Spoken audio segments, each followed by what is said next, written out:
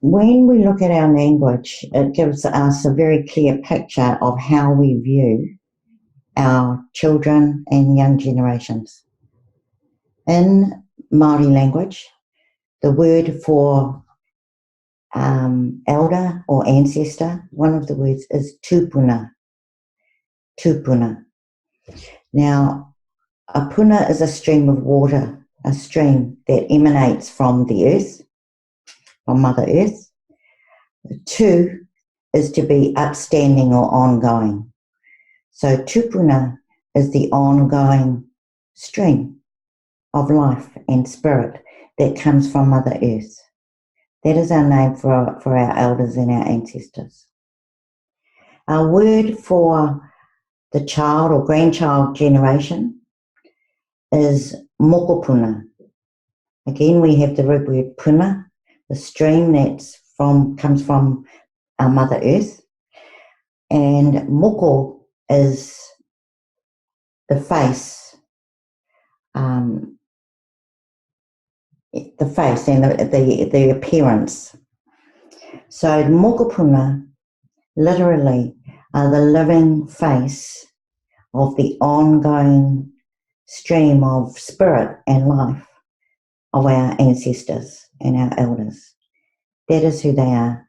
That is why they are taonga or treasures, because they represent not just a new life, but part of the ongoing flow of our spiritual beings. A healthy way for a child to be raised would be,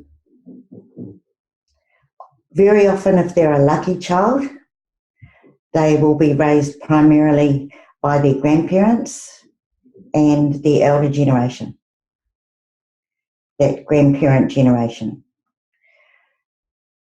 They would get to know what in English Western society would be called their great aunts and uncles, and would be involved in all of the discussions and activities that take place. So whether it's work, they would be alongside their grandparents. If it's communal meetings and discussions and decision making, they would be sitting on the floor beside their grandparents and the wider grouping. And from those things, they would learn what we consider to be sacred knowledge and treasured knowledge. So lucky children are given to their grandparents to be particularly nurtured. But they would also have access and spend time and stay at times with other family members and extended family members. They would have the opportunity to have a lot of time with their cousins and other children of their age, so become socialised in their peer group as well.